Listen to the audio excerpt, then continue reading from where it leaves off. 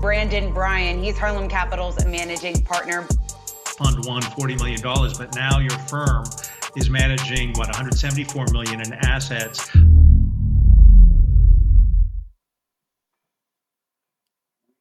Hey Brandon, how we doing today? We're doing great. Let's jump right in. Today, I'm going to teach you how to raise millions of dollars for your venture capital fund. Most people think venture capital is all about money. No, no, no. It's actually about credibility. I'll show you. All right, guys, we're going to go to the whiteboard on this one, and I'm going to explain everything. All right, the first thing you have to know about raising your fund is you need to raise money from people called LPs. LPs are limited partners. Most likely, they are endowments of universities, their pension funds, their foundations, their high net worth individuals, but we all just call them LPs. LPs. Now, today, all we're going to focus on is what do LPs want? How do you convince them to give you millions of dollars and potentially manage billions of dollars? Number one is team. Who the heck are you? The number one thing that LPs want to invest in is management teams. So what was from your past? How long did you know each other? An example, Harlem Capital. We met 16 years ago as sophomores in college. We were in the same leadership programs. We also interned together. Then we moved to New York. We were roommates. We lived in Harlem. We worked at the same investment banks. Year 2 or 3 of that, our group text turned into an LLC and we started investing our own capital into their neighborhood of Harlem. We did small business, we did real estate, and then eventually early stage startups. That is great to why this team makes the most sense. We have good tenure. We've worked together before. We've invested our own capital. You can talk to the founders that we worked with. What has the team done that is starting the venture capital fund? I typically do not suggest that you try to raise a fund all by yourself. Starting a company by yourself or starting a fund as a solo GP, I do think it's possible to do and execute on, but I think the emotions, the operations, all the other things that come with running a business are really hard for one person to carry. All right. So the second thing that LPs want so that you can get their money is strategy. So strategy. And strategy is how does your team that has great tenure, that has worked for many years together, and that comes from some type of expertise and excellence, how are you creating a strategy to invest in? So Harlem Capital strategy was early stage venture capital. We believe that raising funds anywhere between 50 to $100 million and leading those seed rounds of $1 to $5 million rounds. And if we can have 10% ownership at IPO, we can return those funds. That was our strategy. You can have strategy of doing fixed income. You can have strategy of crypto. What is your strategy and why is your team uniquely qualified to execute that strategy? The other small piece about strategy is understanding the LP. What is the LP looking? Are they looking to add a new manager in private equity? Are they looking to add hedge fund? Are they looking to add credit, people who are in the credit space? Do research on your LPs to understand what their strategy is. And then when you're pitching them, you can kind of like mold and mend your strategy to potentially be a good fit for them.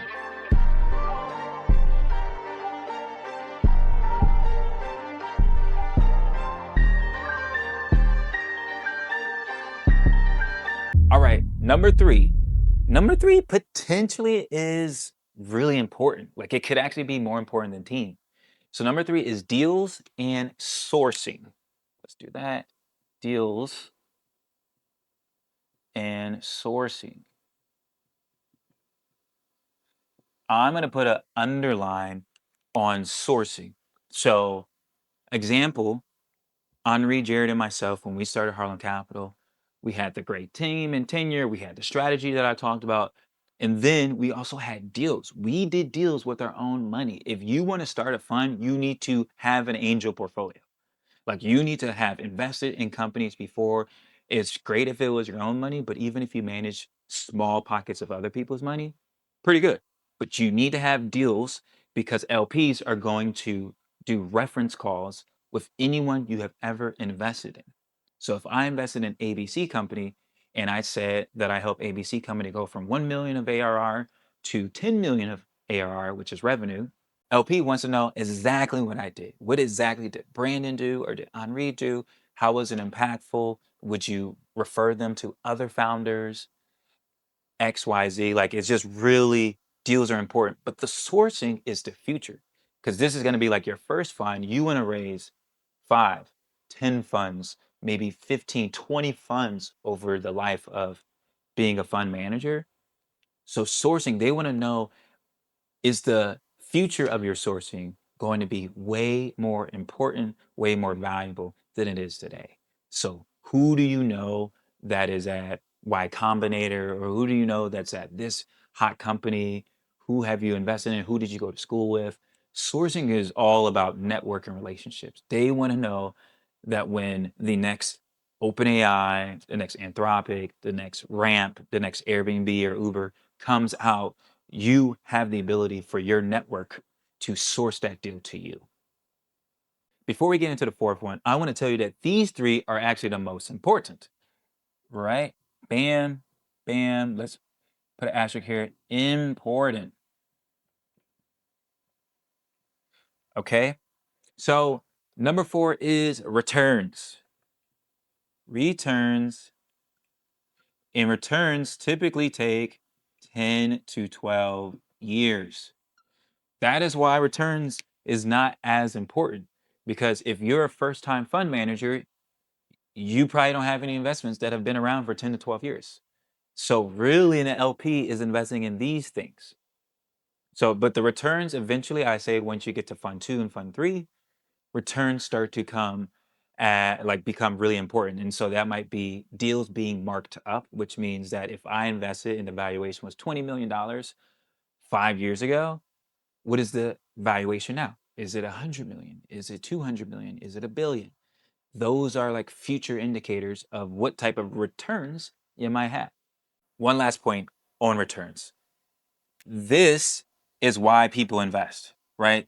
They, as I mentioned before, Duke wants to return money so they can build more dorms, so they can build more athletic facilities, so that they can give more scholarships to the right people to come to their university. You people want to be able to know without a shadow of a doubt their money's coming back, but in 2, 3, 4, 5x fold. So remember, your end goal is to convince an LP that you can clearly return capital, not just at a good rate, but at a better rate than anyone else. That could also be in your strategy.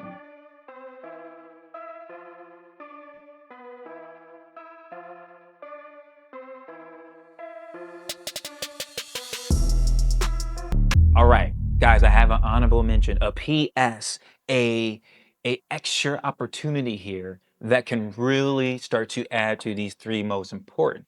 That, my opinion, is brand and storytelling. Storytelling. Okay. So, in my opinion, if you have the right brand and storytelling, the right brand and reputation, you can actually supercharge your team. You can supercharge your strategy, and that means that you get to see better deals and you source better. All those things mean that you probably have better returns. That's also the reason why we're doing this video, is that brand, I think in the future, is going to be way more important than anything else. If everyone can figure out to put together a decent team, everyone can have the same strategy of investing at companies at a certain stage of life, and everyone has the same network, what's the difference? This is the difference. I always say this from being an investment banker at Bank of America. There is nothing that Bank of America sold that was different than Goldman Sachs, that was different than JP Morgan. What was different was the person and the relationship and the reputation on the other side of the table. Your job, my opinion, for the future, starting a fund or starting a business, is to make sure your brand and story, which is your reputation, precedes you. So that when an investor comes in a room, they already know who you are, what you do, all these things. And your job is just to exceed expectations. That's what Harlem Capital did. We had hundreds of thousands of followers across our social channels. We had Wall Street Journal articles. We were on Forbes. We were on TV. And once we got in front of people, we exceeded our expectations. So it was a no-brainer that our team was good, that our strategy was good, deal sourcing, et cetera, and that we were going to go and hit 10 to 12 years and hit those good returns. Brand literally makes people want to root for you, want to get behind you, and it makes it really easy for people to tell your story on your behalf. You wouldn't believe how many founders now, when I come into the room or when we jump on Zoom, they tell me, Brandon, I've been watching your YouTube. I've been watching all the storytelling. I really love what you're doing, this, that, and another. Now, all I have to do is exceed their expectations, and they will let me invest in their company. People are now coming to me. That is actually sourcing. This can be the most important because if you can actually source the next big deal, they don't even care about the team. They don't even care about a strategy. They just want to be in the best deals. So if I can turn my fund into a network effect of attracting the best entrepreneurs using brand and storytelling, then LPs want to invest in my company all day, every day. Or if I was running a startup, venture capitalists will want to invest in my company all day, every day because I'm attracting customers by doing what?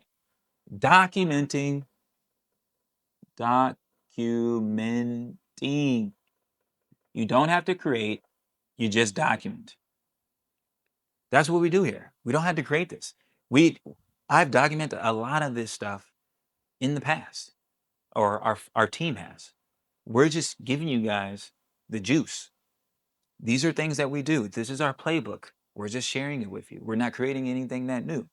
Your job as an entrepreneur or as a fund manager is to document the journey, talk about the wins, talk about the losses, and potentially build a community that wants to support you and champion you. And that can be LPs, that can be other people in your network, and that creates momentum. Everyone knows in venture, in tech, the biggest thing you want to have behind you is momentum. Momentum creates leverage, leverage creates compounding, compounding and creates network effects, and all of those things lead to returns.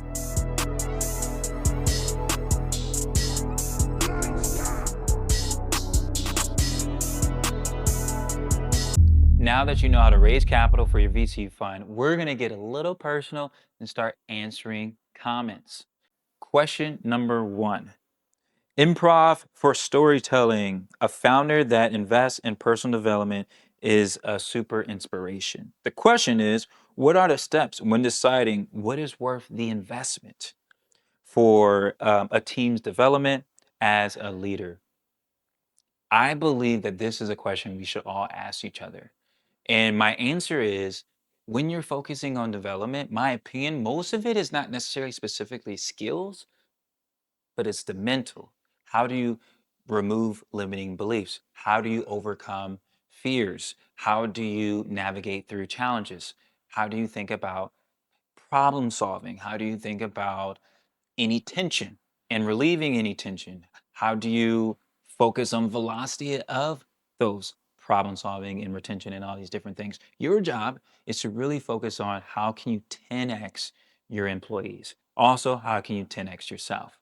And in my mind, the best way to 10x is to focus on the mental. So I would focus on coaches and experts in things that have to do with psychology, things that have to do with negotiation, or potentially mentors for people to have that are in their same role. So, for example, if you want someone in sales to do better at sales, get them a sales coach, someone who has sold tens of millions of dollars of sales. If you want someone to get better in product, or if you want to get someone to get better in customer service, or if you're a CEO and you want to get better, you would hire a CEO coach who has been in your seat before.